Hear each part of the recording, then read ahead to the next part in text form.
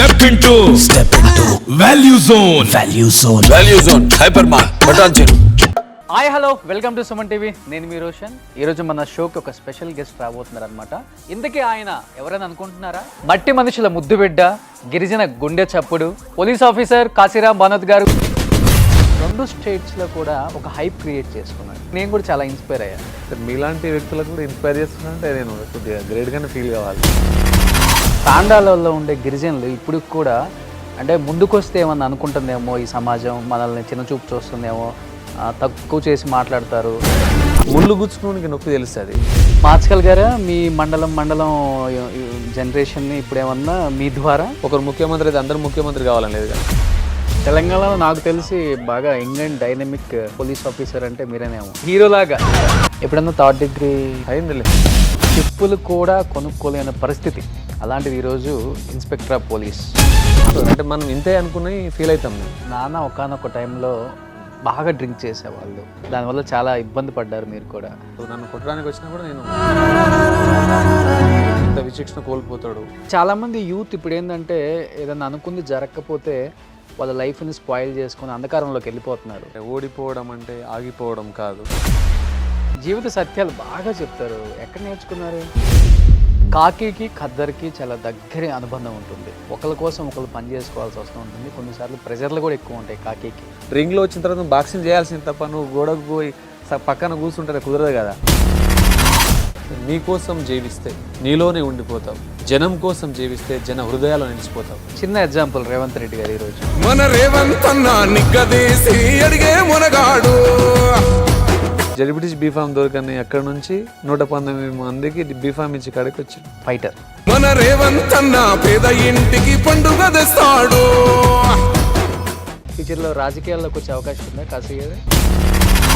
Hi hello welcome to Suman TV. నేను మీ రోషన్. ఈరోజు మన షోకి ఒక స్పెషల్ గెస్ట్ రాబోతున్నారు అనమాట.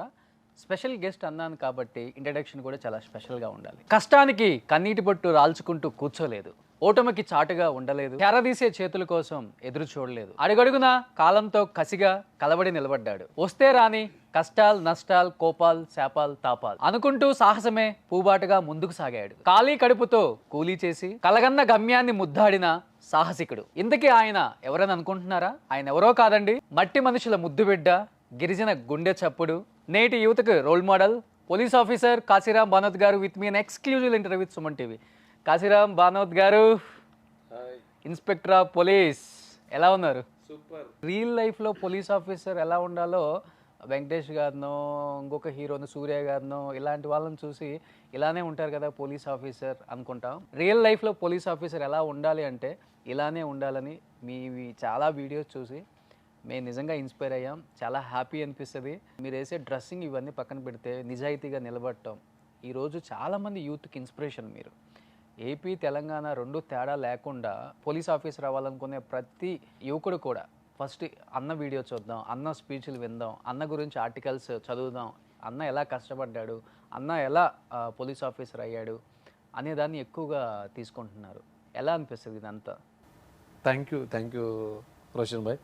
అంటే చాలా హ్యాపీగా అనిపిస్తుంది. అంటే మనల్ని కూడా ఫాలో అవుతారా, మన మాటలు కూడా వింటారా, మన మాట వింటే ఇన్స్పిరేషన్గా తీసుకొని చాలామంది జీవితాల్లో ఇట్లా మార్పులు వస్తాయని నేను ఒకసారి ఆశ్చర్యానికి గురవుతుంటా. సో ఆ క్రమంలోనే వెళ్తున్నాం. మన మాట కొందరు కనెక్ట్ అవుతుంటుంది. అరే అన్న మాట్లాడే మాటల్లో నేను చూసుకున్నా అని చెప్పేసి నాకు కూడా చాలా కాల్స్ వస్తుంటుంది, చాలా మెసేజ్ పెడుతుంటారు. అన్న మిమ్మల్ని కలవాలి, మిమ్మల్ని ఫాలో అవుతున్నామన్న, మీరు చెప్పే ఆ మాటకి నేను మారిపోయి మొన్న పోలీస్ ఆఫీసర్ అయినా కానిస్టేబుల్ అయినామని. ఇక బోత్ స్టేట్ నుంచి చాలా మెసేజ్ వస్తుంది. రాయలసీమ నుంచి ఇటు గుంటూరు, ఈస్ట్ వెస్ట్ గోదావరి నుంచి చాలా ఫోన్ కాల్స్ వస్తుంటుంది. చాలా హ్యాపీగా అనిపిస్తుంటుంది. అంటే ఎక్కడి నుంచో వచ్చినాం కదా, ఇంతమందికి మనం ఇంపాక్ట్ ఉందా మనది అన్నట్టు అవి విన్నప్పుడల్లా హ్యాపీగా అనిపిస్తుంది. ఇంకా చేయాలనిపిస్తుంది. అసలు సోషల్ మీడియా వచ్చిన తర్వాత గుడ్ బ్యాడ్ రెండు ఉన్నాయి, కానీ మంచిని మాత్రం తీసుకునే వాళ్ళు నిజంగానే బాగుపడుతున్నారు. కొంతమంది సోషల్ మీడియాని బ్యాడ్ కామెంట్స్ చేసే వాళ్ళు కూడా ఉన్నారు. అది వేరే విషయం. మేము అక్కడ చూసి ఇలా చెడిపోయాం, మా పిల్లలు చెడిపోయారనే పేరెంట్స్ కూడా ఉన్నారు. బట్ మీరు ఉదాహరణ, ఎందుకంటే రెండు స్టేట్స్లో కూడా ఒక హైప్ క్రియేట్ చేసుకున్నారు. అంటే అది కావాలని క్రియేట్ చేసుకున్నారో అర్థం అవ్వలేదు చాలా మందికి. ఫస్ట్ ఇనిషియల్ డేస్కి నేను చెప్పేది, ఇప్పుడు కాదు. నేను కూడా చాలా ఇన్స్పైర్ అయ్యాను యాజ్ ఏ పర్సన్, హార్ట్ఫుల్గా చెప్తున్నాను. ఇన్స్పైర్డ్ ఎలాట్ అసలుకి చాలా అంటే చాలా. అంటే మీలాంటి వ్యక్తులకు కూడా ఇన్స్పైర్ చేస్తున్నా అంటే నేను కొద్దిగా గ్రేట్గానే ఫీల్ కావాలి. అంటే మీరు వచ్చిన బాల్యం కానీ, మీరు చదువుకున్న విధానం కానీ, మీరు పడ్డ కష్టాలు కానీ, మీ ఫ్యామిలీ బ్యాక్గ్రౌండ్ కానీ చూసినప్పుడు నిజంగా ఓ మై గాడ్, ఒక వ్యక్తికి ఇన్ని కష్టాల నుండి ఈ స్థాయికి కూడా రావచ్చా అనే వాళ్ళకి రియల్లీ ట్రూ ఇన్స్పిరేషన్ అని చెప్పొచ్చు. ఒకసారి మీ అసలు ఏంటి, మీ ఫ్యామిలీ బ్యాక్గ్రౌండ్ ఏంటి? అంటే ప్రజెంట్ మహబూబా డిస్టిక్, అంతకుముందు యునైటెడ్ వరంగల్ డిస్టిక్లో ఉండేది. ఓకే. గూడూరు మండల్, విలేజ్ వచ్చేసి ఏపూర్ అని మా గ్రామ పంచాయతీ వస్తుంది. దాని పక్కన టేకులతండ అని మా విలేజ్. ఓకే. ఒక చిన్న స్మాల్ విలేజ్, అది 30 హౌజెస్ ఉంటుంది. ఆ విలేజ్ అంటే మేము పుట్టిన బర్త్ ప్లేస్ ఇప్పుడు లేదు అది. అంటే అక్కడ నుంచి మళ్ళీ ఒక 1 కిలోమీటర్ ముందుకు వచ్చినాం మేము. అది ప్యూర్లీ ఏజెన్సీ, అది అంటే రిజర్వ్ ఫారెస్ట్ అనుకొని ఉంటుంది. ఇప్పుడు అంత ఫారెస్ట్ లేదు, కానీ మేము పుట్టినప్పుడు స్కూల్కి వెళ్ళాలన్నా కూడా అదే ఉండే. సో మేము వచ్చేసి 5గురం అన్నట్టు, 2 అక్కలు 2 తమ్ముళ్ళు, నేను. మా విలేజ్లోకి వెళ్ళి ఫస్ట్ డిగ్రీ హోల్డర్ మేము. అంటే నేను నాతో పాటు మా మిత్రుడు ఇంకో ఉంటాడు. ఆ ఏరియాలో ఎడ్యుకేషన్ తక్కువగా ఉండడం, స్కూల్స్ అందుబాటులో లేకపోవడం, బ్యాక్గ్రౌండ్ అంతా అగ్రికల్చర్ ఫ్యామిలీ. అంటే చిన్న కూలి పని చేసుకుంటా, కొంత పోడు భూములు చేసుకుంటూ ఉంటుంది. అంటే ట్రైబల్స్ ఏముంటారంటే పోడు భూములు ఎక్కువ ఉంటుంది, ఫారెస్ట్ను అక్కడనే కల్టివేషన్ చేసుకుంటారు. ఆ నుంచి స్కూలింగు నా ఫస్ట్ టు 5th వచ్చేసి ఏపూర్ స్కూల్. ఆ తర్వాత చంద్రగూడెంలో 6th to 7th చదువుకున్నాం. జెడ్పిఎస్ఎస్ గూడూరులో 10th క్లాస్ వరకు చదువుకొని ఇంటర్మీడియట్ మహబూబాద్ విజ్ఞాన భారతి కాలేజ్ అని. డిగ్రీ వచ్చేసి నర్సంపేట గౌడ్ డిగ్రీ కాలేజ్ చదువుకున్నా. ఎంకామ్ ఏమో కేఈ యూనివర్సిటీలో చేసిన. ఇక ఉస్మానియా యూనివర్సిటీ వచ్చి ఎంఏ లింగ్విస్టిక్స్ అని అప్పుడు కాంపిటేటివ్కి ప్రిపేర్ కావడం కోసం ఇక్కడ వేసిన అన్నట్టు. కామన్గా బాల్యం అంతా అంటే కామన్గానే అందరికీ వచ్చిన కష్టాలు మనకు వస్తుంటాయి. కాకపోతే చాలామంది ఏంటంటే వాళ్ళు చెప్పుకోవడం, అంటే వాళ్ళకి అవకాశం రాక, అంటే మనకంటే బాగా కష్టపడ్డోళ్ళు, మనకంటే బాగా స్ట్రగుల్ పడి పేదరికాన్ని అనుభవించి మంచి పొజిషన్ వాళ్ళు చాలామంది ఉంటారు. కానీ వాళ్ళకు ఈ మీడియా ముఖంగా వచ్చే అవకాశం రాకపోవడం, కొంతమందికి మీరు తెలుసుకోకపోవడం, కొంతమంది ఇష్టం ఉండకపోవడం. కానీ మనం ఏంటంటే మన వల్ల ఒక 2 మారుతురన్న కూడా మనం చెప్తే బెటరే కదా. చాలామంది ఇప్పుడు నేను ఆల్మోస్ట్ 1 year అయింది ఫస్ట్ ఇంటర్వ్యూ ఇచ్చి, మళ్ళీ ఇంటర్వ్యూ మీరు కూడా ఎప్పటి నుంచో అడుగుతుండే, ఇక వేరే వాళ్ళు కూడా అడుగుతుండే. కానీ ఈ ఇంటర్వ్యూ ఇవ్వడం వల్ల ఏం బెనిఫిట్స్ ఉందంటే చాలా మనం మొన్న రిజల్ట్స్లో నేను చూసినప్పుడు చాలా హ్యాపీగా ఫీల్ అయినా. ఆ ఇంటర్వ్యూ చూసినప్పుడు నేను మారిపోయినాను సార్, అట్లా చదువు పట్ల నాకు ఇంట్రెస్ట్ లేకుండా ఉండే అని చెప్పేసి చెప్తుంటే నేను కూడా హ్యాపీగా ఫీల్ అయినా. అదే సేలో మనం మాటలే కదా ఇట్లా చెప్తే ఇన్స్పైర్ అవుతున్నంటే చెప్దాం, పోయేదేం లేదు కదా అని కొంత కలిగింది నాకు. అప్పుడు ఇంకా ఆలోచన కలిగి మీకు కూడా మీరు అడుగుతున్నా కూడా నేను అందుకనే దీన్ని పెండింగ్ పెట్టుకుంటా ఇటు దాకా వచ్చిన. అంటే నేను విన్నాను, అంటే చెప్పులు కూడా కొనుక్కోలేని పరిస్థితి మీది. అలాంటిది ఈరోజు ఇన్స్పెక్టర్ ఆఫ్ పోలీస్ వరంగల్లో ఒక సిఐగా ఉన్నారు. ఎలా అనిపిస్తుంది అంటే కొన్నిసార్లు అబ్బా ఎలాంటి లైఫ్ మనం చూసాం, ఇలాంటి లైఫ్ను కూడా చూసి ఇక్కడ దాకా వచ్చాం నేనేనా అని ఎప్పుడన్నా ఫీల్ అవుతుంటారా? మా క్లాస్లో అంటే మేము 10th క్లాస్ ఉన్నప్పుడు 237 members మేము 10thలో ఉన్నారు. ఒకసారి మా తెలుగు సార్ ఏం చేసిన, 9th క్లాస్లో నాకు తెలుగులో 0 వచ్చినాయి అంటే యూనిట్ టెస్ట్లో. తను అంటుండే అన్నట్టు 2011లో గెట్ టుగెదర్ అయినప్పుడు ఆయన అన్నమాట ఏంటంటే, అప్పుడు నన్ను సార్ ఒక 4-5 times క్లాస్లో అరే 0 అని పిలుస్తుండే. అది నేను బాగా ఇన్సల్ట్గా అనిపించేది నాకు. బట్ 2011లో ఆయన గెట్ టుగెదర్ అయినప్పుడు అప్పటికి నేను ఎస్ఐ సెలెక్ట్ అయి ఉన్నా. తను చెప్పిన మాట ఏంటంటే, ఆనాడు 0 ఈరోజు హీరో అయ్యిండ్రా, ఆ రోజు హీరోలు అంతా 0 అయ్యిండ్రు అని చెప్పుకొచ్చిండు. అంటే 0 ఏం కాలేదులే, కానీ వాళ్ళు చాలా క్యాపబుల్ పర్సనాలిటీస్. మా ఎడ్యుకేషన్ సరిగా అంటే ఏ ట్రాక్లో వెళ్ళాలో తెలియక కొంత మిస్గైడ్ అయిపోయి కొంత అటు ఇటు అయిపోతే అప్పుడు నాకు అది బాగా అనిపించిండు. అరే అంటే మనది అయిపోయింది అని అనుకున్నంత వరకు మాత్రం కాదన్నట్టు.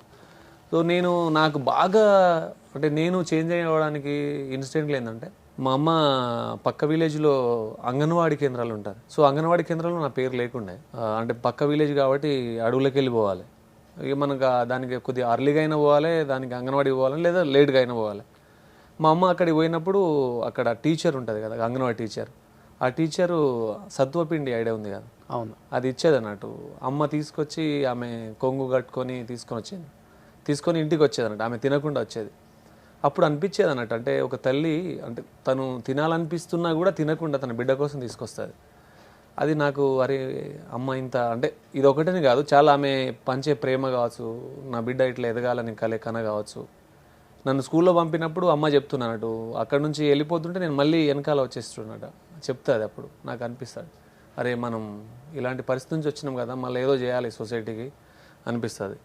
నేను 9th క్లాస్లో అట్లా ఉన్నప్పుడు అంత వర్షాలు పడ్డప్పుడు ఏమవుతుందంటే విలేజ్లలో అన్నీ గుడిసెలే ఉంటాయి. అవి అంటే పెంకుటిల్లు రాలే అప్పటికి, మామూలు గడ్డి గుడిసెలు ఉంటాయి. వర్షం పడితే చాలు ఇక అక్కడంతా నీళ్ళు కారుతూనే ఉంటుంది, వర్షం నీళ్ళు కారుతూనే ఉంటుంది. దాన్ని కవర్ అంటే తడవకుండా అక్కడక్కడ గిన్నెలు ప్లేట్స్ అని పెడుతుంటారు. నా బుక్స్ల మీద మాత్రం మా నాన్న కవర్ ఉండేది, కవర్ బోరేమని అంటారు. అది అంటే ఊర్లలో ఎడ్ల బండి ఉంటుంది కదా, ఎడ్ల బండిలో తీసుకుపోయేటప్పుడు వడ్లు తీసుకుపోయేటప్పుడు వరి తీసుకుపోవడానికి దాన్ని వాడతారు అన్నమాట. దాంట్లోనే వడ్లు పోసుకొని తీసుకువెళ్తారు. ఆ బోరేం కప్పేటోడు మా నాన్న. అప్పుడు నాకు పెద్దగా ఇంట్రెస్ట్ లేకుండే చదువు పట్ల. మనం కూడా కూలీ పని చేసుకోవడము, ఊర్లోకి వెళ్ళి చాలామంది హైదరాబాద్లో లేబర్ వర్క్స్ వస్తుండే. వీళ్ళు పోయిన వాళ్ళు ఏమవుతుందంటే అక్కడక్కడ హోటల్స్లోనో వాళ్ళ ఇంట్లోనో పని చేస్తారు కదా, వీళ్ళు చాలా స్మార్ట్గా అయి వస్తుండే ఊర్లకు, తెల్లగా అవుతుండే. మేము ఎండలో తిరిగి నల్లగా అవుతుండే.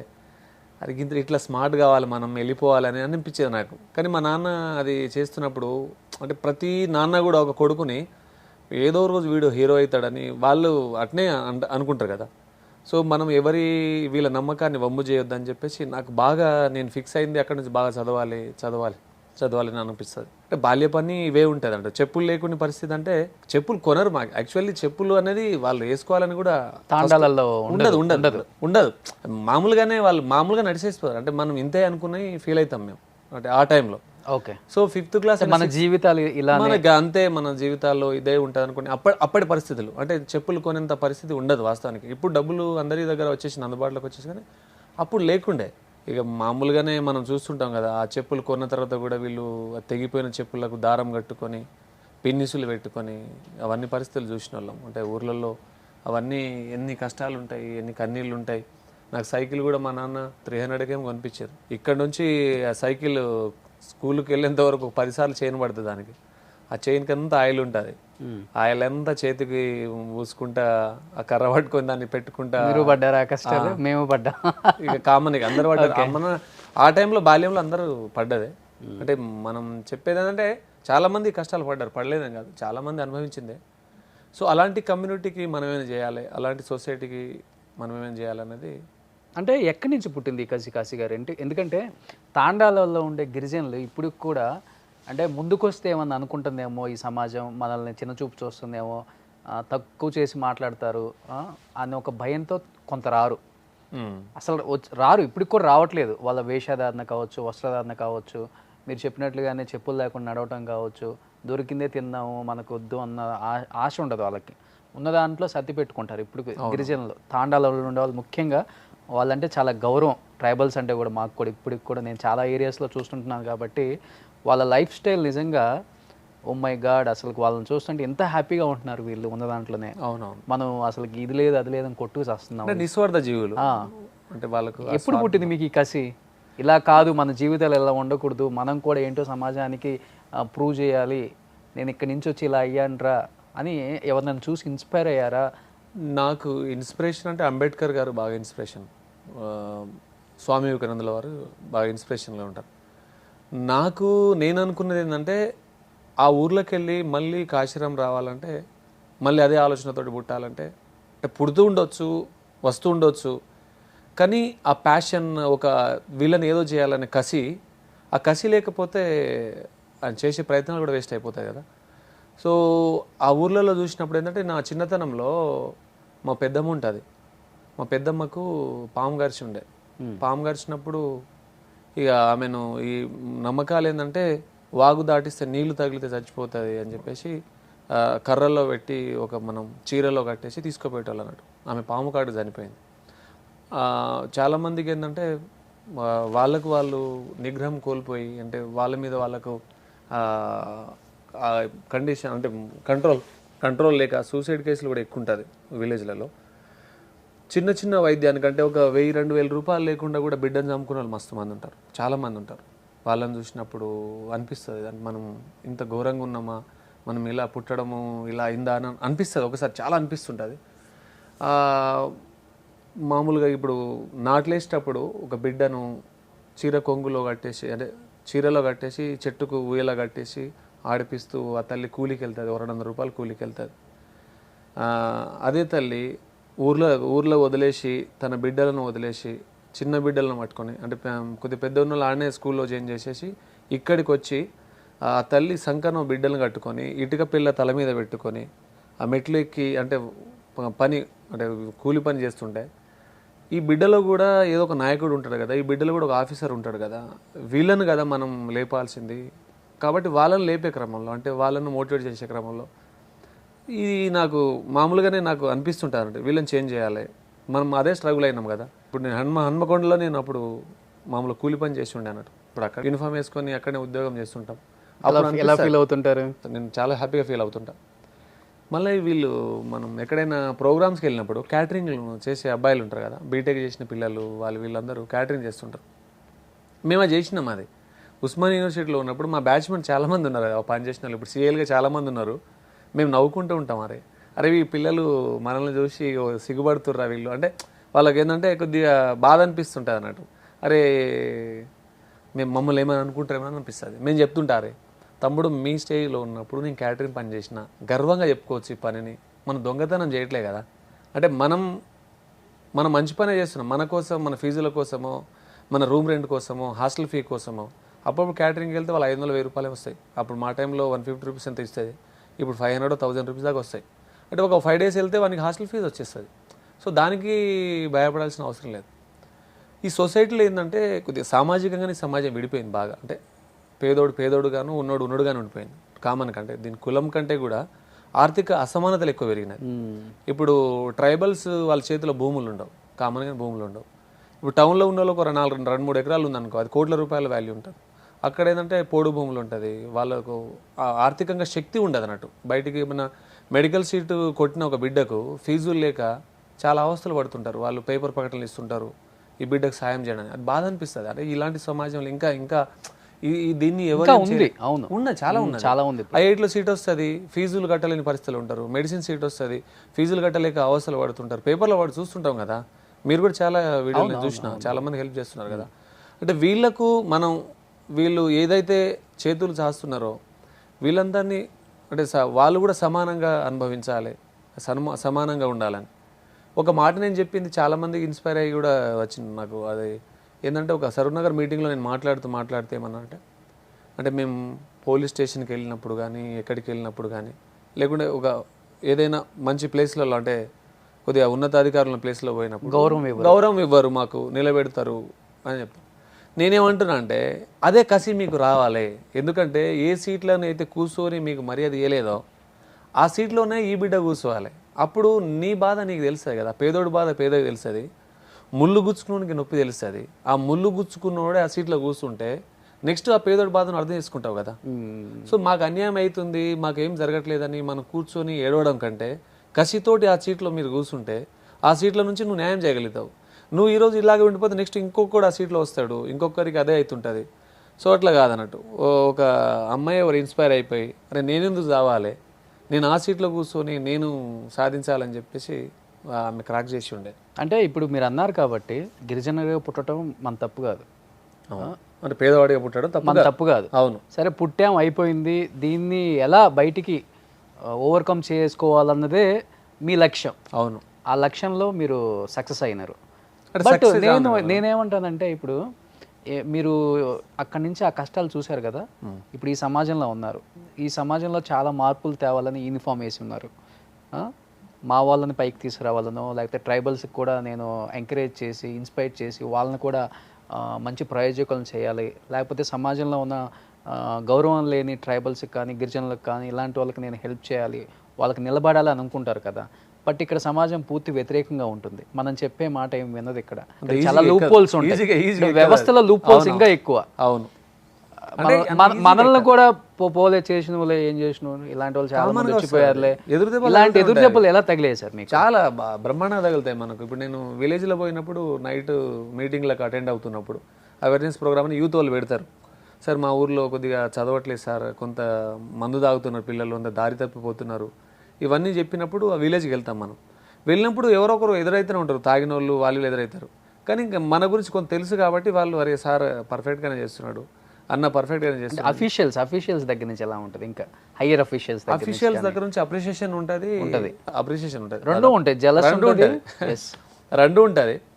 కాకపోతే ఇక మన బిడ్డే కదా, మనోడే కదా అని చెప్పేసి చాలామంది అప్రిషియేట్ చేస్తుంటారు. మా హైయర్ ఆఫీసర్స్ కూడా గోహెడ్ కాశీ నువ్వు బాగా చేస్తున్నావు అంటే ఎవరో ఒకరు చేయాల్సిన పని కదా. అంటే నేనేమనుకుంటా అంటే మార్పు ఎవడో తీసుకొస్తాడు, మార్పు ఎవరో ఒకరి నుంచి రావాలి అని మనం కలగంటాం కదా. ఆ ఎవడో ఒకడు నేనెందుకు కాకూడదు, ఆ ఎవడో ఒకడు ముందు నా కాలు ఎందుకు పడద్దు అని నేను అనుకుంటా. అంటే ఎవరో ఒకరిని మనం ఆలోచిస్తుంటాం, ఆ ఎవరో నేను ఒకటి కావాలంటారు. అందుకని విలేజెస్ నుంచి ఏంటంటే లీడర్షిప్ ఎక్కువ వస్తుంది. అంటే మీరు రాష్ట్ర రాజకీయాల్లో ముఖ్యమంత్రులను చూసుకున్నా మీరు అంత విలేజ్ బ్యాక్గ్రౌండ్ నుంచి వస్తారు. అంటే లీడర్షిప్ని ఎక్కువ ఛాన్సెస్ ఇస్తుంది విలేజ్. కొద్దిగా మనం ముందుబడి పనిచేస్తుంది అంటే ఆ విలేజ్ అంతా కూడా వారిని సపోర్ట్గా ఉండి లీడర్షిప్కి ఎక్కువ వస్తుంది, స్కోప్ ఉంటుంది. అదే టౌన్లలో లీడర్షిప్కి ఛాన్స్ ఉండదు, తక్కువ ఉంటుంది. అంటే ఇక అందరూ వాళ్ళు ఫినాన్షియల్లీ హైలీ రిచ్ ఉంటారు, ఎవరెవరు పట్టించుకోరు. అక్కడ అట్లా ఉండదు అన్నట్టు. కొద్దిగా ఒకరు ముందడుగు వేస్తున్నాడంటే ప్రాక్టికల్ కూడా నాలెడ్జ్ ఎక్కువ ఉంటుంది. అంటే బుక్కిస్ట్ నాలెడ్జ్ కంటే ప్రాక్టికల్ నాలెడ్జ్ ఎక్కువ వస్తుంది. అనుభవిస్తాం కదా మనం. ఇప్పుడు చెప్పులు లేకుండా నడిచిన వేల మైళ్ళు మనకు అనుభవాన్ని నేర్పిస్తాయి. ఒక అనుభవాన్ని ఎండ కొట్టినప్పుడు గొడుగు ఉండకుండా నువ్వు ఎండలో ఎండకుండా పోతుంటే కాళ్ళకు చెప్పులు లేవు కాబట్టి కాళ్ళు మండుతుంటే నువ్వు ఉరుకుతావు. అటువంటి నీ జీవన విధానంలో రన్నింగ్ వచ్చేస్తుంది తెలియకుండానే. ఊర్లలో నీకు పస్తులు ఉండే రాత్రులు చాలా ఉంటాయి అన్నట్టు. ఇప్పుడు నాది ఒకటి చిన్న చెప్తే గమ్మత్తు ఉంటుంది. నేను అంటే చిన్నప్పుడు మనం ఊర్లలో ఆడుకొని ఇంటికి వస్తే ఆడుకున్న తర్వాత ఏంటంటే నెక్స్ట్ ఎంతమంది ఉన్నామో అక్కలు తినలేదా అమ్మ వాళ్ళు తినలేదా అని చెప్పేసి ఆ క్యాలిక్యులేషన్లో అన్నం తినాలి మనం. ఎక్కువ తినేసిందే వాళ్ళు వచ్చి కొడతారు. మా అక్క నన్ను చిన్నప్పుడు చాలా కొట్టింది అన్నాడు, చాలాసార్లు కొట్టింది. ఇట్లా తినేస్తావురా నువ్వు, వెనక ఎవరున్నారు చూసుకో అని చెప్పేసి. అంటే ఆకలి రాత్రులు కూడా చాలా ఉంటాయి. అందుకని ట్రైబల్ జీవన విధానంలో జొన్నరేటలు ఎక్కువ ఉంటుంది. ఎందుకు ఉంటుంది అంటే అప్పటికి వరి తక్కువగా ఉన్నట్టు, వర్షాభావ ప్రాంతాలు ఎక్కువ, అంటే మోటార్లు ఇవి ఉండకపోయేది కదా, కరెంట్ ఉండకపోయేది. జొన్న ఎట్లా అలవాటైందంటే నైట్ పూట వీళ్ళు వరికి బదులు అంటే రైస్కు బదులుగా జొన్న తినేది అన్నట్టు. కానీ మాకు తెలిసిన ఇప్పుడు నిజమేందంటే అదే మంచిదని ఇప్పుడు అందరి ఆ అలవాట్లోకి వచ్చింది. ఒకటే ఈ సొసైటీ ఏంటంటే అంటే ఎక్కడ కాన్ఫిడెన్స్ లూజ్ అవుతుంది అంటే మామూలునికి కొద్దిగా ఉన్నోడికి ఎక్కడ లూజ్ అవుతుంది అంటే మనం వేసే డ్రెస్లో వాడు క్వాలిటీ వాడతాడు, మన క్వాలిటీ ఉండదు. వాడు మంచి హైయర్ ఎడ్యుకేషన్ అంటే మంచి కాన్వెంట్ స్కూల్లో చదువుతాడు, మన మామూలు స్కూల్లో చదువుతాం. వాడు సూట్ వేసుకొని వేదిక ఎక్కుతుంటే వానికి వచ్చే అప్రిసియేషన్ వేరు ఉంటుంది, వాని కాన్ఫిడెన్స్ లెవెల్స్ వేరు ఉంటుంది. వాడు అంటే వాళ్ళు వచ్చే బ్యాక్గ్రౌండ్ ఫ్యామిలీ బ్యాక్గ్రౌండ్ కావచ్చు అన్నిటికీ మనకి సపోర్టివ్గా ఉంటుంది, కొద్దిగా పాజిటివ్ వైబ్రేషన్ ఉంటాయి ఆయనలో. ఏదైతే మామూలు బ్యాక్గ్రౌండ్ నుంచి వచ్చారో వాడు చినిగిన అంగి లాగేసుకొని వాడు వేదిక ఎక్కుతుంటే కూడా వానికి కొద్దిగా సిగ్గుగా అనిపిస్తుంది, మీడియం మనకి అనిపిస్తుంది. ఆ వేదిక ఎక్కినా కూడా కొద్దిగా వానికి కాన్ఫిడెన్స్ తక్కువ ఉంటుంది. కానీ అలాంటోడే కసితోటి ముందుకు వస్తే వీళ్ళందరినీ కొట్టేస్తాడు కామన్గానే. అంటే కంపేర్ టు ఇప్పుడు డైట్ ఉంటుంది. ఇప్పుడు ఊర్లలో ఉన్న వాడికి ఈ ఎగ్స్ పెట్టాలి, ఈ బాదం పెట్టాలి, కాజు పెట్టాలని తెలియదు. అది మేము పోలీస్ ట్రైనింగ్ వచ్చేదాకా డ్రై ఫ్రూట్స్ మీద అవగాహన లేదు నాకు వాస్తవానికి. ఇప్పుడు విలేజ్లో ఉన్న పిల్లలకి దాని మీద ఐడియా ఉండదు. అదే సిటీలో ఉన్న పిల్లలకు అవన్నీ ఉంటాయి. అంటే నువ్వు తినే తిండిలో కూడా నీ మేధస్సుకు సరి ఆహారం అందుతుంది, వాళ్ళకి ఆహారం అందదు. అందుకనే వాళ్ళు ఎండిపోయినట్టు ఉంటారు, చాలా బక్కచిక్కిపోయినట్టు ఉంటారు అన్నట్టు. వేసుకునే బట్టలు సరిగా ఉండవు, అవన్నీ ఉంటాయి. సో నేననే ఇప్పటి యువతకు ఏమంటా అంటే నేను ఒక తల్లి పొద్దున్నే లేచి మనకు రెడీ చేసి తన చినిగిన చీరైన కట్టుకొని మనకు మంచి బట్టలు వేసి నా బిడ్డ సిటీకి పోయి మంచి ఉద్యోగం కొట్టుకోవాలి రావాలని కళ్ళగంటుంటారు. వాళ్ళ కళల స్వప్నాల మనం, వాళ్ళ కళల ఆశల వాళ్ళ పల్లకిలో మనం వాళ్ళ డ్రీమ్లో మన హీరోలం అన్నట్టు. మనం అయితేనే ఏదైనా అవుతాం. ఇది ఒక సినిమాలో విజయ్ దేవరకొండ చెప్తుండే, నేను అది విన్నా, అది నా మాట. అంటే నేను చాలా మీటింగ్లో చెప్తుంటా, తను ఆయన చెప్పిండు అన్నట్టు. ప్రతి ఫ్యామిలీలో ఒక పిల్లోడు వస్తాడు, ఆ పిల్లోడు వచ్చినాక ఆ ఫ్యామిలీ మొత్తమే మారిపోతుంది అని అంటాడు అన్నట్టు. సో నీ ఏ మాటను ఏమంటానంటే తలరాత బాగలేదు ఇవన్నీ చెప్పేటోనికి అంటే మనకు ఉన్నది ఏంటంటే మనకంటే ముందు మన ఊర్లలో కానీ మన ఇంట్లో కానీ చదువుకున్న వాళ్ళు లేరు, ఉద్యోగి లేడు, కొద్దిగా ట్రెండ్ సెటర్ లేడు. నీకు అవకాశం వచ్చింది, నువ్వు ఆడ మారిస్తే నీ తలరాత కాదు నీ తరం తలరాత మారుతుంది. జనరేషన్ నేను చాలా మీటింగ్లో చెప్పిన ఇది. నీ జనరేషన్ తలరాతను మార్చాలంటే ఆ శక్తి నీలోనే ఉంది కాబట్టి అది నువ్వు మారిస్తే వెనకాల మొత్తం మారిపోతుంది. మార్చగలిగారా మీ మండలం జనరేషన్ని ఇప్పుడు ఏమన్నా మీ ద్వారా? అంటే మారడం అంటే మనం అది చాలా పెద్దది కదా, అది పెద్ద సబ్జెక్ట్. అది అంటే కొంత ఇంపాక్ట్ ఉంటుంది. అంటే మనం ఇప్పుడు మనల్ని ఇన్స్పిరేషన్ తీసుకునే వాళ్ళు ఎక్కడో ఉంటాడు, ఇన్స్పిరేషన్ తీసుకొని అక్కడ నుంచి చదువుకొని వస్తాడు, కానీ మన దగ్గర వాళ్ళు తీసుకోరు. అంటే వాళ్ళకంత అర్థం కాదు. అంటే మన దగ్గరే ఉంటాం కదా. అంటే ఒకటే ఫ్యామిలీ నుంచి ఒకరు ముఖ్యమంత్రి అయితే అందరూ ముఖ్యమంత్రి కావాలని లేదు. ఇంకొక ఫ్యామిలీ నుంచి అవుతాడు, ఈయన రోల్ మోడల్ తీసుకొని అవుతారు. ఇంకొక ఇంట్లో ఒక ఇంట్లో ఐఏఎస్ ఆఫీసర్ అయితే మళ్ళీ ఆ ఇంట్లో ఐఏఎస్ ఆఫీసర్ కారు, ఇంకొక ఇంట్లో నుంచి అవుతారు. అంటే మనం కొంతమందికి ఇన్స్పిరేషన్గా ఉండొచ్చు, కొంతమంది చేంజ్ అవుతూ ఉండొచ్చు. మన సమూలంగా మార్చేంత శక్తి మనకు లేదు. ఓకే. సో ఎప్పుడు డ్యూటీ చేసి ఫుల్ ఫైర్లో ఉంటారు పోలీస్ ఆఫీసర్స్. అందుకే కూల్ అవడానికి మేము ముందు ఐస్ క్రీమ్ పెట్టాం. ఐస్ బెర్గ్ అనమాట, ఇండియాలోనే ఫస్ట్ ఆర్గానిక్ ఐస్ బ్రాండ్. చాలా అంటే చాలా బాగుంటుంది టేస్ట్. కాశీ గారు, మీకు సంబంధించిన కొన్ని ఇమేజెస్ ఇక్కడ డిస్ప్లే చేస్తున్నారు మా టీము. సో ఒక్కసారి దాని గురించి మీ మెమరబుల్ మూమెంట్ విత్ ఎవర్ అమ్మ నాన్న ఎలా ఉంటుంది ఇద్దరితో బాండింగ్? బాగుంటుంది. మా నాన్న మాట్లాడు ఎక్కువ, అసలే మాట్లాడాడు. ఇప్పుడు కూడా బాగున్నా నాన్న అంటే బాగున్నా అంటాడు. అమ్మతో ఎక్కువ తిన్నావా అన్న అంటే తిన్నాడు. అమ్మ ఇక మనం పలకరించకుండా పలకరిస్తుంది, సంపుతుంది. పొద్దున్న సాయంత్రం ఫోన్ చేస్తుంది, అరే గుర్తొస్తున్నా నీ ముఖం చూపిరా అంటది. వీడియో కాల్ చేస్తారా? వీడియో వచ్చాయా ఇప్పుడు? మీ ఇంకా రాలేదా మొబైల్స్? మొబైల్స్ ఉన్నాయి, బట్ ఆమె దగ్గర చిన్న డబ్బా ఫోన్ ఉంటుంది. ఎక్కువ నాన్న కంప్లీట్ మాట్లాడు, క్వైట్ కాంట్రాస్ట్గా. అంటే నేను విన్నాను, నాన్న ఒకానొక టైంలో బాగా డ్రింక్ చేసేవాళ్ళు, మంచిగా తాగేటాడు మా వాడు. దానివల్ల చాలా ఇబ్బంది పడ్డారు మీరు కూడా. బాగా తాగేటాడు. అంటే విలేజ్లో అది ఎక్కువ ఉండేది అన్నట్టు, సారా అమ్మేది ఎక్కువ ఉండే, దాంతో ఎక్కువ తాగేది. నేను మాన్పించేసిన అది. అంటే మనం అంత హెల్త్ పాడవుతుంది అని చెప్పేసి కొద్దిగా బాగా టఫ్ ఉండే నేను ఈ విషయంలో. ఒకటి పట్టుకుంటే అది వదలకపోయేది. చిన్నగా మావాడు వదిలేసిండు. అప్పుడు స్కూలింగ్ అయిపోయింది, ఇక మానేసిండు, పూర్తిగా తాగట్లే. ఇక ఆయన ఐడియా లేదు, చాలా మందికి ఐడియా లేదు తాగకపోతే ఎట్లుండొచ్చు అన్నది. చాలా సఫర్ అయ్యారా ఆ టైంలో? ఫుల్ సఫరింగ్ ఉంటుంది. అంటే ఒక నాన్న తాగితే ఎంత ఆ కుటుంబం సఫర్ అవుతుంది, ఎంత విచక్షణ కోల్పోతాడు, ఎట్లా తిట్టేస్తాడు, ఎట్లా కొట్టేస్తాడు అన్నది ఎక్కువ ఉంటుంది. సో నేను చిన్నప్పుడు నన్ను దాడి చేయడానికి మావాడు నన్ను కొట్టడానికి వచ్చినా కూడా నేను అప్పుడప్పుడు తిరగబడేది, కానీ నాన్న కదా అని చెప్పేసి అట్లుండే. మావాడుతుంది తర్వాత మానేసి ఇప్పుడు 0 ఆల్కహాల్. ఆ ఇంపాక్ట్ మేమే పడిందా ఎప్పుడైనా? అంటే ఆయన తాగిండు కాబట్టి ఇక పూర్తిగా తాగొద్దని నేను ఊర్లలో డ్రింక్స్ ఏం తాగొద్దని, కూల్ డ్రింక్స్ కానీ. మీరు కూడా డ్రింక్ చేయరు? కంప్లీట్ చేయను.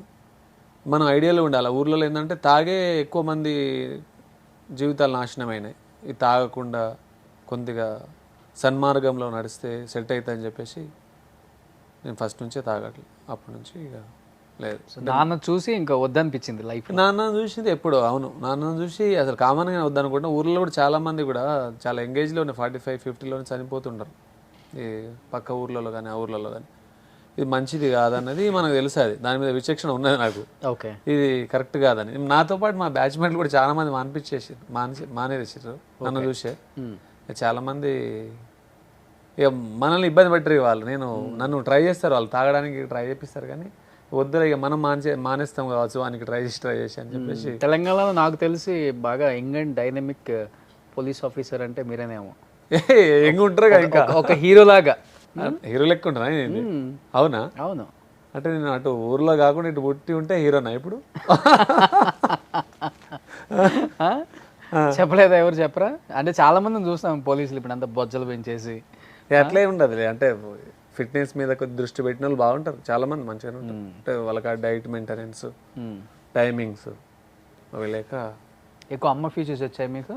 ఇక ఎక్కువ మాటలు మొత్తం ముచ్చట్లన్నీ అమ్మాయి వచ్చినాయి. ఓకే. అందం నాన్నది వచ్చిందా?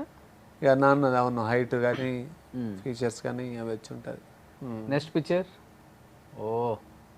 మా చిలక, అది కంకులు కాల్చుకుంటే ఆ చెట్టు కింద కూర్చున్నాడు. మా వచ్చిన మామిడి చెట్టు ఉంటుంది, ఆడ కూర్చొని ఇక తిన్నాం అన్నట్టు ఆ రోజు. ఇప్పుడు పొలం పని చేస్తుంటారా? మా వైఫ్ తీసిన ఫోటో అది. ఆమె చెప్తుంటుంది, చూసినా ఇంత మంచి ఫోటో తీసినా నేను లైఫ్లో. ఆ ఫోటో తీసినప్పుడు నేనే గుర్తు రావాలి మీకు, నేను ఇంత మంచి తీసినా అని. లవ్ మ్యారేజా మీది? లవ్ మ్యారేజే. ఎందుకు అంత సైలెంట్ ఎందుకు చెప్తున్నారు? Love marriage one side love. మీరు లవ్ చేశారా, మేడం లవ్ చేశారా? Madam side. ప్రేమించబడడం అంటే ఇష్టం నాకు ఎక్కువ. ప్రేమించారు, తిరిగి ప్రేమిస్తాం కదా ఇక. ఎలా స్టార్ట్ అయింది లవ్? ఈ లవ్ అని ఏముంటుందిలే కానీ ఆ పక్క ఊరోళ్ళే, తెలిసిన వాళ్ళే. ఇక ఆమె లవ్ చేసి ఉండే మాట ఇచ్చినాము, పోలీసులు ఇంత కఠినంగా చెప్తారు ఎందుకు సార్ ఈ స్టోరీని మటుకు? జాబ్ రాకముందే మాట ఇచ్చినాం, ఆ మాట ప్రకారమే ఆ ఏరియాలో మళ్ళీ మేము చదువుకోవాలని ఆమె ఫస్ట్ అంటే ఆ విలేజ్ ఆ మండలం నుంచి ఫస్ట్ గెజిటెడ్ ఆఫీసర్ ఆమె విమెన్ నుంచి. ఓకే. ఎందుకంటే ఎవరు చదివిపోయారు ఎక్కువ, బాల్య వివాహాలు 10th అయిపోతే ఏదో అమ్మాయి భారం అన్నట్టు పెళ్లి చేసేస్తుంటారు. సో ఆమెకు ఒకటే చెప్పినాను, మంచిగా చదువుకో ఫస్ట్, ఈ లవ్ పువ్వులు నాకు పెద్ద పడవు ఇవి, నువ్వు చదువుకొని సాలిడ్ నిలబడాలి. మనం ఇక్కడ ఏరియాలో మనం నిలబడితే మనల్ని చూసి ఇన్స్పైర్ అవుతారు. ఇక లవ్ చేసుకొని ఇవి మోసపోయిన వాళ్ళు అంటే పలానా బిడ్డ ఇట్లా మోసపోయింది, మిగతా బిడ్డలు కూడా చదువు అనిపించేస్తారు. సో ఏది ఉన్నా ఐడియల్గా ఉండాలని చెప్పేస్తే ఆమె బీటెక్ చేసింది. నేను సివిల్ సర్వీసెస్ కోచింగ్ పంపిండే ఇక్కడ ఆర్సిడెడ్లో. అప్పుడే మ్యారేజ్ అయిన నెక్స్ట్ మంతే సివిల్స్ కోచింగ్ పంపిండు. అంటే ఆమె సివిల్స్ కోచింగ్ ఆమె సక్సెస్ అయితే మనం ఫుల్ టైం సర్వీస్ చేయొచ్చులే అని అనుకున్నా. బట్ ఆమె అప్పుడే పాలిటెక్నిక్ లెక్చరర్ పడి ఉండే అది కొట్టింది అన్నట్టు. సో ఇప్పుడు government employee? Government employee. Okay. Government employee. ఆమె కూడా కొద్దిగా స్పోక్ పర్సన్, మన లెక్కనే మాట్లాడుతుంది, ఆరేటర్, చిన్నపాటి ఆరేటర్. ఇద్దరు ఎవరిదే ఉంటుంది ఎక్కువ కమాండింగ్? ఇక నాదే ఉంటుంది అనుకోండి. ఓ అవునా? మేడం చూస్తున్నారు కదా, చూసిన తర్వాత చెప్పండి. కమాండింగ్ నాదే ఉంటుంది. ఎంతమంది సార్ పిల్లలు? పిల్లలు 2 బాబులు. ఏం చేస్తున్నారు వాళ్ళు? ఒకడు ఇక క్లాసులు చెప్తే ఇక వద్దులే, ఇక ఏజ్ తెలుసు. ఓకే. 2 బాబులు చిన్నోళ్ళే. ఘర్షణలో వెంకటేష్ ఉన్నట్టున్నారు గెటప్. అంతేనా? స్ట్రిక్ట్ పోలీస్ ఆఫీసరా, ఫ్రెండ్లీ పోలీస్ ఆఫీసర్? ఫ్రెండ్లీ. మనం స్ట్రిక్ట్ ఏముంది, ఫ్రెండ్లీ, చాలా friendly. Ideological strict but friendly nature. ఎప్పుడన్నా థర్డ్ డిగ్రీ ఎవరి మీద అయినా మనం చేసే అంత వింగ్సే వేరు కదా అలాంటి. అంటే ఇనిషియల్గా కొత్తలో ఎస్ఐగా ఉన్నప్పుడు, సిఐ కాకముందు అయిందిలే. అప్పుడు చేసి ఉంటే వేరే పరిస్థితులలో బాధ అనిపించిన సిచ్యువేషన్ ఏదైనా ఉందా సార్? సిచ్యువేషన్ అంటే దాని పరిస్థితి బట్టి అరే అనవసరంగా మనం అట్లా ఏం కాదు. అలాంటి రిగ్రెట్ అయ్యే పరిస్థితి అయితే నేను ముందే చూసుకుంటా కదా, అట్లాంటి కాదు. అది వేరేది ఉండే రౌడీ షీటర్లు, అది అప్ప చెప్తుంటే దాన్ని చేసినాం. నెక్స్ట్ మీ గురించి ఒక మంచి ఆర్టికల్ అది. నెక్స్ట్ అబ్బాయి యశ్వంత్ మౌంటైన్ చాలా కసి ఉన్నాడు పాపం. దాని మీద తీసుకుపోయినాను ప్రేమతోటి ఫోటో తీసుకెళ్ళి నాకు పెట్టినప్పుడు అది తెలియదు నాకు. ఆ ఫోటో ఏదో ఫేస్బుక్లో ఉంటే అది డౌన్లోడ్ చేసుకొని ఆడ తీసుకొచ్చి పెట్టి. తనకి ఏదైనా హెల్ప్ చేశారా మీరు అక్కడికి వెళ్ళడానికి ఫైనాన్షియల్గా? చేసిన. అంటే మనం పెద్ద హెల్ప్ ఏం చేయలేదు పాపం. తమ్ముడికి వచ్చిండు, నా దగ్గర వచ్చిండు. నేను కొంత అంటే లిటిల్ బిట్ అమౌంట్ చేసిన. ఓకే. మా కలీగ్ తోటి కూడా కొంత ఇప్పించిన. కానీ వాళ్ళు చాలా ఎక్స్పెన్సివ్ అది, అంటే ఎక్కడ చాలా ఖర్చుతో. తను కూడా చాలా అంటే చాలా పోరాటం చేస్తాడు గురించి, కసి ఉన్నాడు. ఈ పిల్లలు ఇట్లాంటి వాళ్ళు ఏమవుతారంటే మంచి పిఆర్ ఉంటుంది వీళ్ళకు. అసలు ఎంత వినయంగా, ఎంత అసలు ఎక్కడికైనా చొచ్చుకోబోతున్నారు వాళ్ళు. దానివల్ల మాత్రం మంచి పరిచయాలు అవుతుంది, ఎవరితో ఎట్లా మాట్లాడాలి, వాళ్ళకున్న కమ్యూనికేషన్ స్కిల్స్ ఇవ్వలేదు ఇప్పుడు. అవును. ఈ అబ్బాయి ఒకరు, తుకారం ఒకరు, మాలావత్ పూర్ణ కూడా వచ్చింది. ఆమె కూడా కొంచెం ఒక టైం ఉంది తనకి, ఒక మంచి లైఫ్ ఉంటుంది తనకి, మంచి లైఫ్. ఎప్పుడైనా తను ఇండియా ఫ్లాగ్ ని రిప్రజెంట్ చేస్తాడు. Soon. Wish you good luck Yashwant. Next police officer ఎలా ఉండాలో ఒకసారి చూద్దాం. మీ వీడియోస్ నాకు తెలిసి మీకన్నా కూడా మిమ్మల్ని ప్రేమించే మీ అభిమానులు ఎక్కువ వైరల్ చేస్తుంటారు అనుకుంటా. నేను చాలా టైమ్స్ చూశాను. ఫుల్ ఫార్వర్డ్స్, షేర్లు, కామెంట్స్ ఎక్కువ వాళ్ళ దగ్గర నుంచే ఉంటాయి. వీళ్ళు పిల్లలు ఏమైనా ప్రోగ్రామ్స్ ఉన్నప్పుడు వచ్చి తీసుకుంటారు వీడియోలు, తీసుకొని ఇన్స్టాలు దీంట్లో పెట్టేస్తారు కదా. పెట్టేసినాక ఇక అవి చాలా మంది నచ్చుతుందేమో తీసుకుంటారు. బట్ మీరు చాలా ఫ్రెండ్, మంచి మాటలు మాట్లాడింది ఏది ఎక్కలేదు, నడిచింది మాత్రం తీసుకుంటే చాలా మంది లక్షల్లో మిలియన్లు చూస్తున్నారు.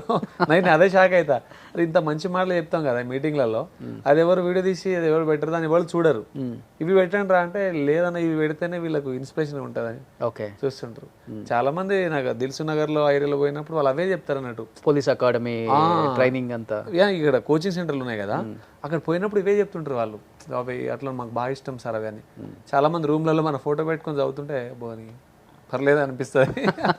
వాళ్ళ డీపీలు పెట్టుకుంటా, వాళ్ళ డిస్ప్లే మీద పెట్టుకొని, కొందరు మొబైల్కు కవర్ ఫోటోలు పెట్టుకున్నాను. నేను షాక్ అయినా. ఒక లైబ్రరీకి పోతే వాడు ఉరికి వచ్చిండు, ఇక సార్ మీతో ఫోటో దిగితే సార్ పెద్ద ఫ్యాన్ సార్ అంటాడు, చూపిస్తుండే. అంటే చాలామంది యూత్ ఇప్పుడు ఏంటంటే ఏదన్నా అనుకుంది జరగకపోతే వాళ్ళ లైఫ్ని స్పాయిల్ చేసుకొని అంధకారంలోకి వెళ్ళిపోతున్నారు. అంటే ఏంటి వాట్ నెక్స్ట్ అనేది కూడా తెలియకుండా అలాంటి యూత్ ఇప్పటికీ చాలా ఉన్నారు. ఏం చెప్తారు అలాంటి యూత్కి? అంటే ప్రెజర్ ఫీల్ అవుతారు కొందరు మంది. ఏంటంటే ఇక నోటిఫికేషన్ సరే టైంకి రాకనో ఏదో ఉంటుంది. కానీ అంటే ఏదో సినిమాలో పాటే వచ్చింది కదా, అంటే ఓడిపోవడం అంటే ఆగిపోవడం కాదు, మరింత గొప్పగా పోరాడే అవకాశాన్ని పొందడం అని. అంటే ఒకసారి ఓడిపోతే నెక్స్ట్ గేమ్ ఉండదని కాదు కదా. ఇప్పుడు కోహ్లీ ఈరోజు ఆడలేదంటే నెక్స్ట్ ఛాన్స్ ఉంటుంది కదా, మళ్ళీ ఇంకొక సెంచరీ చేసుకోవచ్చు. అవును, ఆ స్పిరిట్ తీసుకోవాలన్నట్టు. అంటే అసలు ఇక్కడ నుంచే క్లోజ్ అని కాదు కదా. ఇప్పుడు 21-22 ఇయర్స్కి చదవడం స్టార్ట్ చేస్తాడు, 22లో రాలేదనుకో 23లో వస్తుంది కదా, 24లో వస్తుంది, 25లో వస్తుంది, ఎక్కడో ఒక్కడ వస్తుంది. ఇది బెస్ట్ ఎగ్జాంపుల్ ఏంటంటే 2007లో చాలామంది కానిస్టేబుల్ సెలెక్ట్ అయిన వాళ్ళు, మంచి మేధావులు కానిస్టేబుల్ వచ్చినా వెళ్ళిపోయారు వాళ్ళు. కానీ అప్పుడు 2007లో కానిస్టేబుల్ రాను, 2009లో చాలామంది ఎస్ఐలు అయ్యారు. ఎస్ఐ రానోళ్ళు డిఎస్పీలు అయ్యారు చాలామంది. రకరకాల గ్రూప్ 2 రానోళ్ళు సివిల్స్లో కొట్టారు. అంటే ఒక అవకాశం రావాలి, దాని మెరుగైన అవకాశం ఇంకోటి ఉందని అర్థం. వాళ్ళట్లా లైఫ్ను, అంటే బుద్ధుడు ఒక మాట అంటాడు, లైఫ్ ఈజ్ స్ట్రగుల్, జీవితం అంటేనే పోరాటం. అది పోరాటమే. అది పొద్దున్న లేచిన కాడ నుంచి సాయంత్రం పడుకునే వరకు నువ్వు పోరాడుతూనే ఉంటావు లైఫ్లో. అందుకని ఆ పోరాడేది ఏదో ధర్మం కోసం పోరాడమంటాడు, ఆ పోరాడేదో నీతి కోసం పోరాడమంటాడు. అంటే అధర్మం కోసం, అన్యాయం కోసం, అవినీతి కోసం ఎందుకు పోరాడతావు? ఎలాగో పోరాడుతూనే ఉంటావు కదా. అదేదో ధర్మం కోసం పోరాడు, నీతి కోసం పోరాడు, జనం కోసం పోరాడు. నీ లైఫ్లో నువ్వు అనుకున్నాడు, పుట్టినప్పుడు అనుకోవాలి లైఫ్ ఈజ్ స్ట్రగుల్, అది నిత్యం జరిగే యుద్ధం. అది ఆ యుద్ధంలో నువ్వు అయిపోయింది అనుకున్న వరకు నీది నడుస్తూనే ఉంటుంది. ఎప్పుడు నువ్వు ఆడ ఆగొద్దు, ఇంకా ఒక అవకాశం ఉంటుంది, ఆ అవకాశం కోసం వెయిట్ చూడాలి. ఈ రోజు తోటి అయిపోయింది, నెక్స్ట్ ప్రపంచం చూడాలి కదా, నువ్వు నెక్స్ట్ డే ఏం జరుగుతుంది తెలియదు, దానికోసం వెయిట్ చేయాలంట నేను. సో పోరాటం అన్నారు కాబట్టి కాకికి ఖద్దర్కి చాలా దగ్గర అనుబంధం ఉంటుంది. ఒకరి కోసం ఒకరు పని చేసుకోవాల్సి వస్తూ ఉంటుంది. కొన్నిసార్లు ప్రెజర్లు కూడా ఎక్కువ ఉంటాయి కాకికి. అలా ప్రెజర్గా ఫీల్ అయిపోయి చాలా ఇబ్బందులు పడ్డ సందర్భాలు ఉన్నాయా మీ లైఫ్లో? నా లైఫ్లో ఏం లేదు, అలాంటి లైఫ్ ఏం లేదు. అసలు నేను ఎక్కువ ప్రెజర్గా ఫీల్ గాను. ఇప్పుడు చాలా నాకు నెగిటివ్ కామెంట్ చేసి వాళ్ళు చెప్తారు నేను చెప్పింది చేయాలి నువ్వు, నేను చేసేది ఆ వింగ్ కాదు కదా, నాకు అంత పెద్దగా వాళ్ళు ప్రీవియస్గా చాలా ఉన్నాయి కదా. ప్రీవియస్ కూడా నేను వేరే వర్క్స్ చేసిన.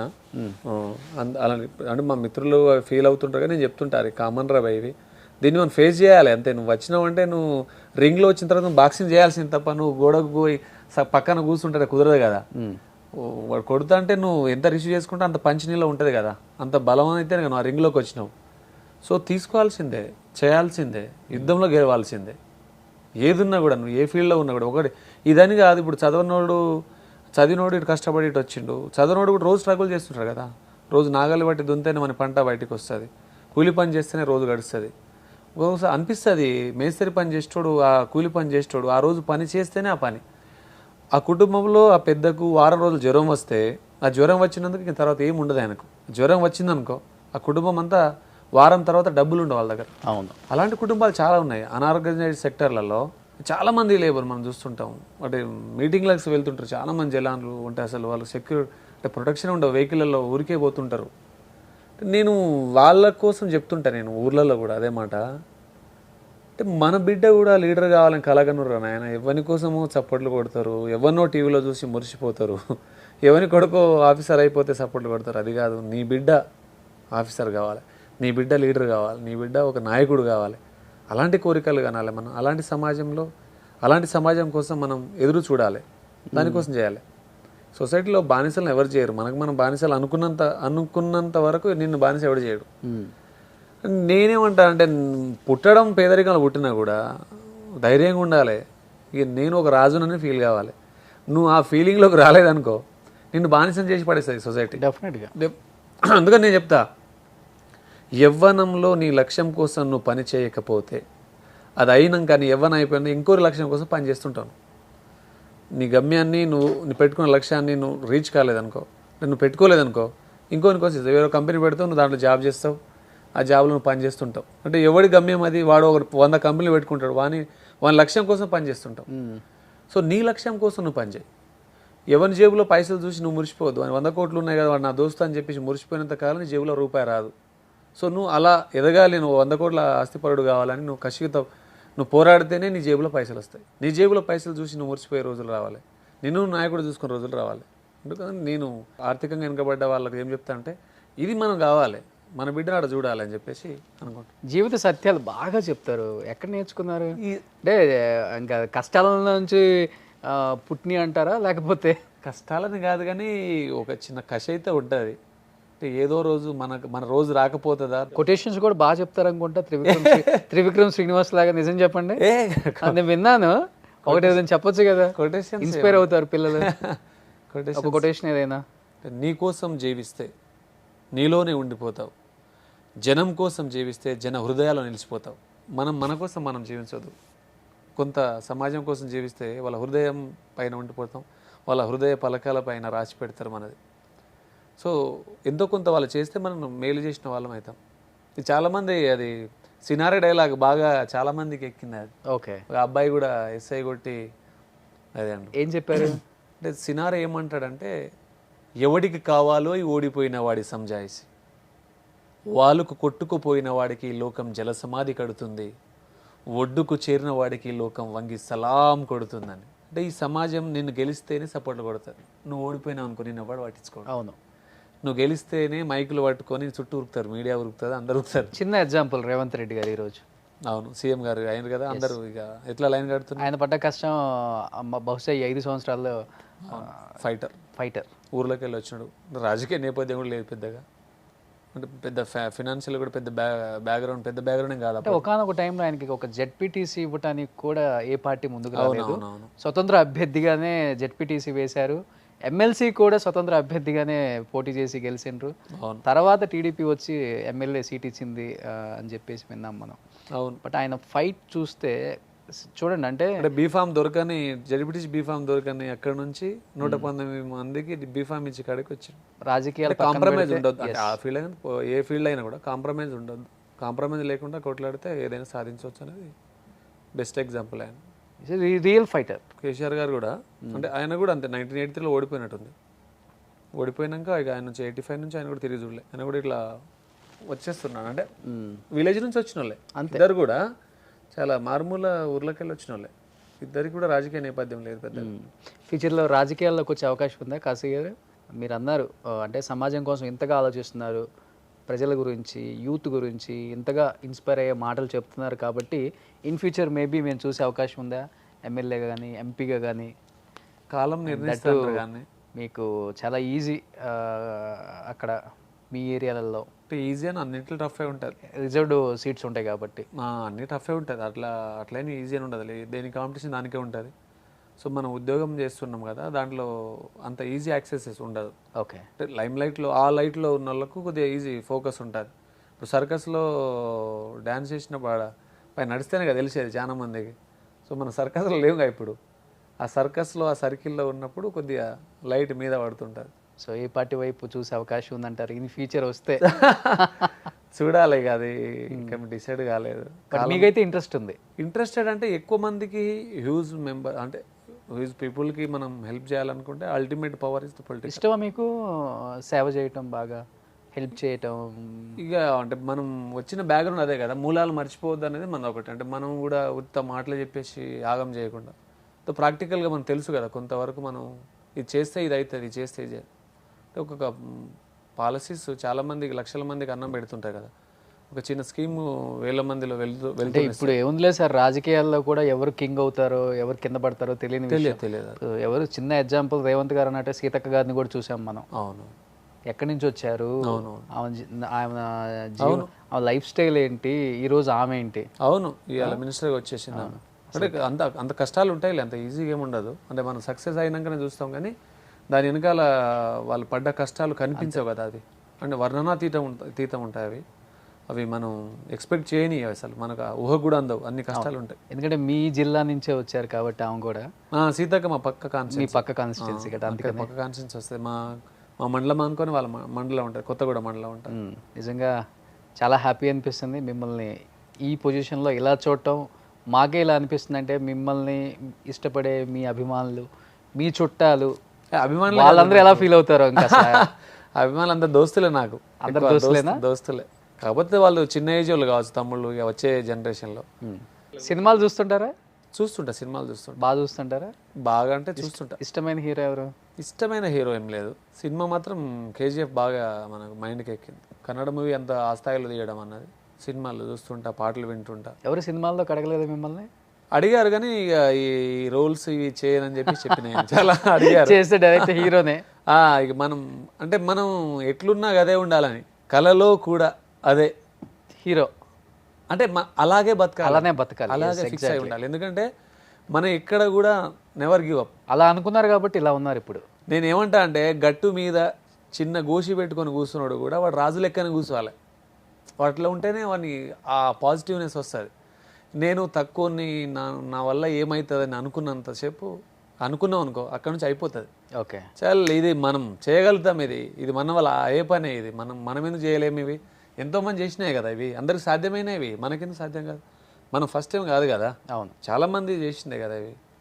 మనం ఈరోజు అంటే చాలా మనకు స్కూల్లో చెప్తుంటారు, లేకుంటే ఉపన్యాసాలు చెప్తుంటారు, సమాజం మనకిచ్చింది, సమాజం తిరిగి ఇవ్వాలి, దేశం మనకిచ్చింది, దేశం ఇవ్వాలి. ఇదేం అర్థం కాకపోయింది నాకు చిన్నప్పుడు. అది ఏం చెప్తున్నారు దాన్ని?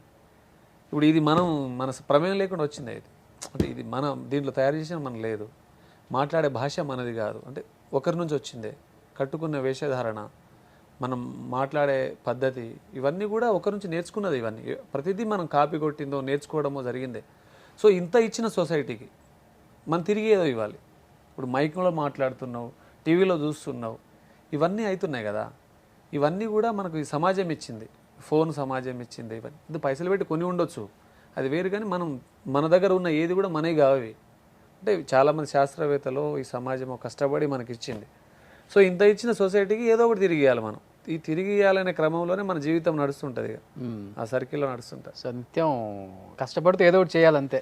అంతే, ఇక కష్టపడుతూ ఏదో ఒకటి చేయాలి. ఇక కష్టపడితే ఆ కష్టం కూడా ఇష్టంతో చేయాలి మనం, లేకపోతే చాలా పెయిన్ఫుల్గా ఉంటుంది. చూస్తుంటే ఫ్యూచర్లో రాజకీయాల్లోకి వచ్చేటట్టు కనిపిస్తున్నారు. కనిపిస్తున్నా జ్యోతిష్యం చెప్తున్నారు. రాజకీయాల్లోకి వచ్చే మాట అయితే నిజంగా మీలాంటి వాళ్ళు రావాలి, ప్రజలకు సేవ చేయాలి. అలాంటి ఒక మంచి మనసు మీకు ఉంది కాబట్టి తప్పకుండా మీరు సక్సెస్ అవుతారని మనస్ఫూర్తిగా నేను కూడా నమ్ముతున్నాను. కాశీ గారు అసలు ఇంట్రడక్షన్ ఇచ్చేస్తారు. నెక్స్ట్ మీరు తర్వాత ఎంపీగానే ఎమ్మెల్యేగా అయినప్పుడు వేసుకోవడానికి పనికి వస్తుంది కదా సార్. ఇది నేను ముందే చెప్పా, ఆ రోజే చెప్పా. నేను ఆ శాస్త్రి గారు చెప్పినట్టు నేను రోషన్ ఆ రోజే సుమన్ టీవీలో ఆ రోజే కాశీని పసిగట్టాడు, ఆ రోజే చెప్పేశాడు. సూపర్. ఎనీహావ్ నిజంగా చాలా హ్యాపీ అనిపిస్తుంది, ఎందుకంటే అడగగానే వచ్చారు sir. And wish you good luck. ఎందుకంటే మంచి వాళ్ళకి ఎప్పుడు మంచి జరుగుతుంది, మీరు ఎప్పుడు కూడా పక్క వాళ్ళ మంచిని కోరుకుంటారు కాబట్టి ఇలా ఎంత పాజిటివ్గా ఉన్నారు. Thank you Roshan. అండ్ ఈ వ్యవస్థలో ఇలా ఉండటం అనేది చాలా కష్టం సార్. ఎందుకంటే చూస్తున్నాం మనం ఫ్రెండ్లీ పోలీస్ అని చెప్తున్నాం, కానీ ఇప్పుడు కూడా ఒక పెద్ద ఆఫీసర్ దగ్గర నుంచి చిన్న హోమ్ గార్డ్ వరకు కూడా సెక్సువల్ అబ్యూజింగ్ ఎక్కువైపోయింది, అసలు వల్గర్గా మాట్లాడటం ఎక్కువైపోయింది. అంటే పోలీస్ వ్యవస్థలో కూడా చాలా మార్పులు వచ్చాయి, చాలా మార్పులు. సో ఇదంతా మారాలి. యంగ్ జనరేషన్ కూడా అదే అనుకుంటున్నాం. అంటే మంచోళ్ళు రావాలి, అంటే కష్టపడి రావాలి. మీరు రాకపోతే వేరేటోడు వస్తాడు కదా, అంతే. అందుకని రావాలి, మీరే మంచోళ్ళు రావాలి, మంచి చేయాలి. అంటే వాళ్ళ తల్లిదండ్రుల కళలను వీళ్ళు సాకారం చేయాలి, వాళ్ళ జనరేషన్ చేంజ్ చేయాలి. ప్రతి ఒక కుటుంబం నుంచి ఒక పిల్లోడు వచ్చి వాళ్ళ తరాన్ని చేంజ్ చేసినట్టు చేంజ్ చేసే అవకాశం ఉన్నది. ఎందుకంటే పోలీసులను చూసి ఇప్పుడు రూరల్ ఏరియాలో భయపడుతుంటారు, వణుకుతుంటారు. అక్కడికి వెళ్ళి ఒక ప్రాబ్లం కూడా చెప్పుకోలేని పరిస్థితులు. అలాంటి పరిస్థితుల నుంచి ఎక్కడికైనా రావచ్చు, ఎలాంటి ప్రాబ్లం అయినా చెప్పుకోవచ్చు, దానికి మేము ఉన్నాము అండగా అని మీలాంటి వాళ్ళని చూసినప్పుడు అప్పుడప్పుడు అనిపిస్తుంటుంది, అబ్బో ఇలాంటి పోలీస్ ఆఫీసర్స్ కూడా ఉన్నారని. వాళ్ళంటి వాళ్ళకి కూడా ఓకే మనం కూడా హ్యాపీగా వెళ్ళి మన ప్రాబ్లమ్స్ చెప్పుకోవచ్చు అని ఒక చిన్న ఇన్స్పిరేషన్ ఎక్కడో ఒక చోట స్టార్ట్ అవుతుంది కదా. అవునవును, దానికి ఉదాహరణ మీరే. Thank you so much Kashiram garu. Wish you good luck, congratulations. Next వెళ్ళబోయే స్టెప్స్కి కూడా థ్యాంక్ యూ